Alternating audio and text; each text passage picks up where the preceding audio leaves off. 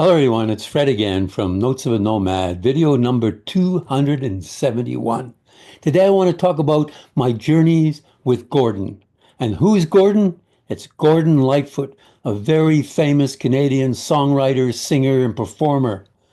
And if you haven't heard from him, I'll put a link in the description below this video to his Wikipedia page. Won many honors, written an enormous amount of music, sung by many other performers as well, and even got the Order of Canada. Very famous. Gordon Lightfoot was introduced to me when I was in South Africa. I'd never heard of him before because I think he only started getting records out in the late 1960s, and I was in South Africa from 1963. So he wasn't famous at that time until 1985. I believe it was probably my brother-in-law, Trevor. He was into music, and one day he said, "Here's a record you might enjoy." And he gave me a record from Gordon Lightfoot. And I was a fan ever since. I bought every cassette tape that I could find. I would go to Johannesburg, and there was a record store or a music store in Hillbrow, and I would go and find out if there any more records or tapes that I could buy, cassettes. I think I drove everybody crazy. Always in the car, I was playing Gordon Lightfoot. And once when we went camping, I'll show you a picture later on when we went camping. And I remember playing one of his songs, which was the Canadian Railroad Trilogy, for hours, over and over with I think I drove everybody crazy, was on the camping trip. We sat by the river or the stream and we drinking beer and listening to this song, I don't know how many times. So let me show you a couple of photos that I have of Gordon Lightfoot.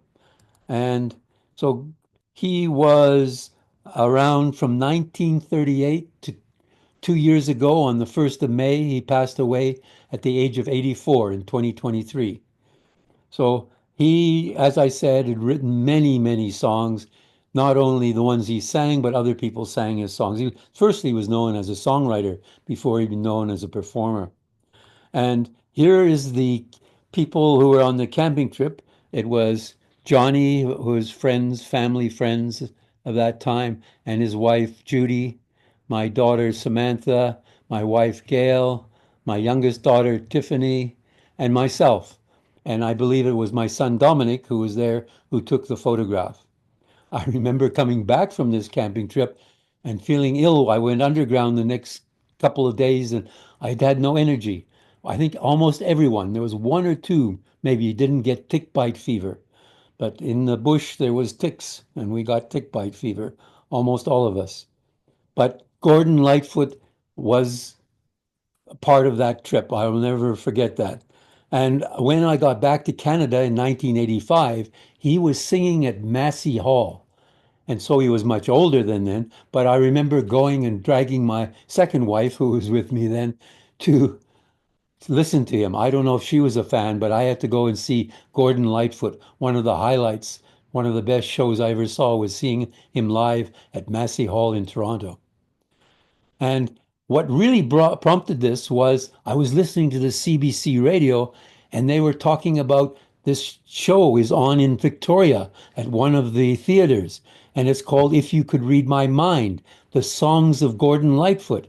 And so I plan when I get back to Victoria to go and buy some tickets and go and see this uh, tribute to the songs of Gordon Lightfoot. I know I'm going to enjoy it already.